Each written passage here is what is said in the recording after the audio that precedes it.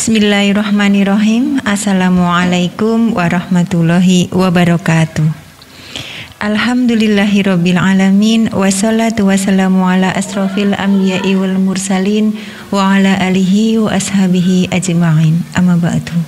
Selamat sore sahabat musila yang dirahmati Allah. Segala puji dan syukur kita panjatkan kehadirat Allah Subhanahu wa taala, di mana kesempatan sore hari ini kita masih diberi nikmat iman, nikmat Islam, dan nikmat sehat, sehingga kita menjadi salah satu umat yang masih berkesempatan menjalankan ibadah Ramadan dalam keadaan sehat walafiat.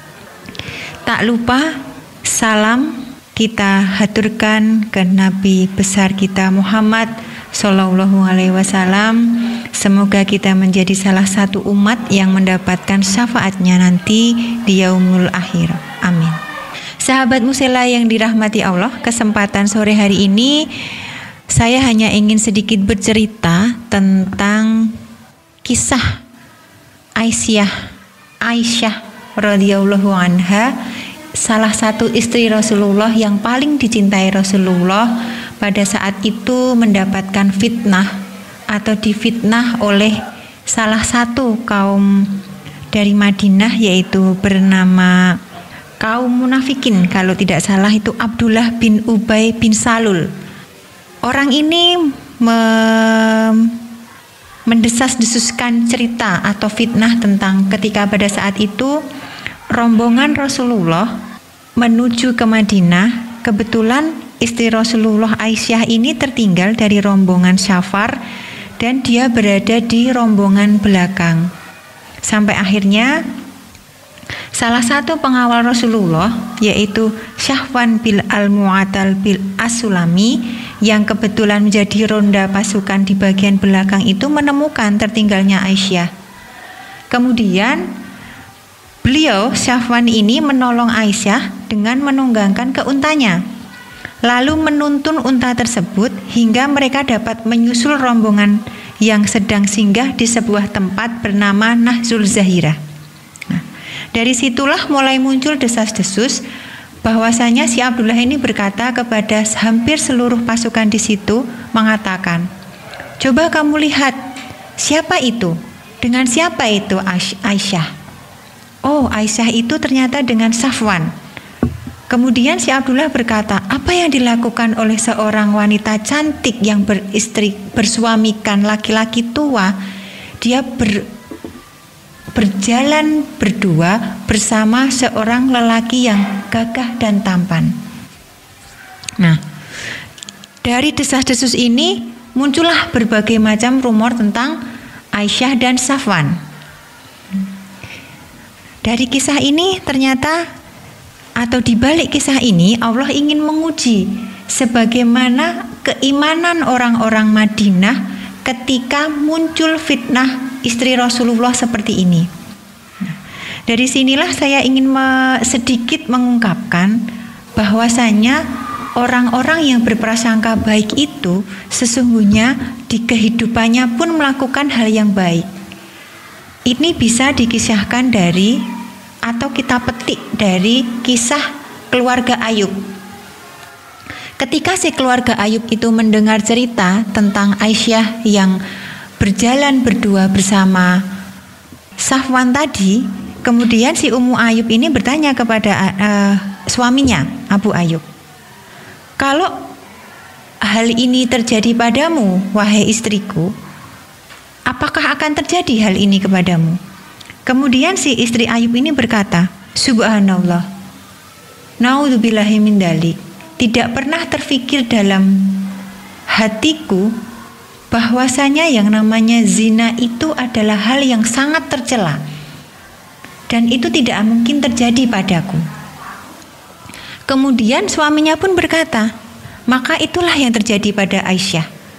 Karena Aisyah itu adalah orang sebaik-baiknya manusia, dan dia lebih baik daripada kamu. Kalau kamu tidak bisa melakukannya, apalagi Aisyah." Istri Ayub pun termenung. Kemudian dia balik bertanya kepada suaminya, "Suamiku, kalau kamu yang berada di posisi Safwan, apa yang akan kamu lakukan? Apakah hal ini juga terjadi?"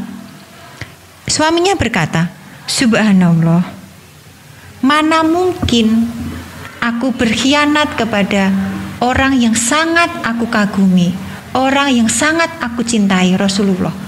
Aku menistakan keluarganya, tidak akan mungkin terjadi padaku, terfikir pun tidak." Istri Ayub pun tersenyum. Maka itulah yang terjadi pada Safwan, karena dia adalah manusia yang lebih baik daripada kamu. Dari cerita keluarga Ayub ini, saudara Musela yang dirahmati Allah, dapat kita simpulkan kenapa si suami istri yang dari keluarga Ayub ini bisa berpikir sedemikian positifnya terhadap Aisyah dan Safwan, karena di dalam kehidupan sehari-hari itulah yang terjadi pada keluarga Ayub. Ayub ini adalah salah satu keluarga yang tidak pernah berpikir negatif. Dia selalu berpikir positif karena apa yang dia pikirkan itu yang dia lakukan. Seperti dalam Quran surat Al-Hujurat ayat 12. A'udzubillahi minasyaitonirrajim. Bismillahirrahmanirrahim. Ya ayyuhalladzina amanu ijtanibu katsiran minadh-dhonni inna ba'dadh-dhonni itsmun. Yang artinya, wahai orang-orang yang beriman, jauhilah banyak dari prasangka, karena sesungguhnya sebagian prasangka itu dosa.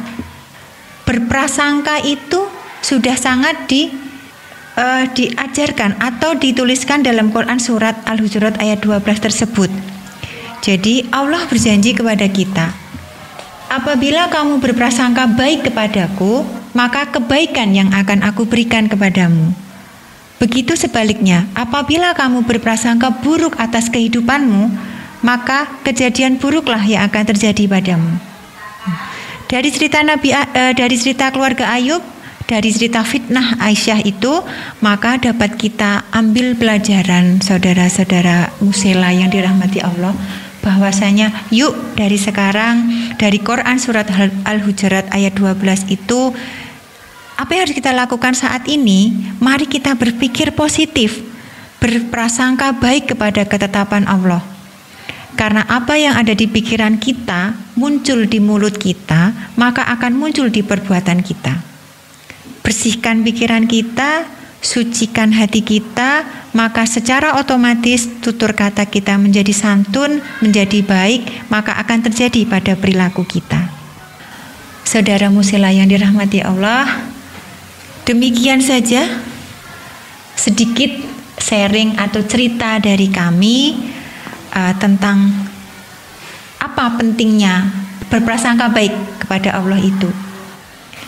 Dari keluarga Ayub tadi kita bisa mengambil kesimpulan bahwa kenapa mereka menjadi orang baik, karena dia selalu berprasangka baik kepada orang dan berprasangka baik kepada Allah. Untuk itu, saudara-saudara Musela yang dirahmati Allah, marilah di kesempatan Ramadan ini kita selalu berprasangka baik kepada sesama dan berprasangka baik kepada Allah, sehingga di kedepannya apa yang kita prasangkakan itu akan menjadi hal yang baik kepada kita. Demikian saja dari kami, banyak salah kami mohon maaf. Yang benar itu adalah dari Gusti Allah dan yang salah itu adalah murni dari saya. Wabillahi taufiq wal hidayah. Wassalamualaikum warahmatullahi wabarakatuh.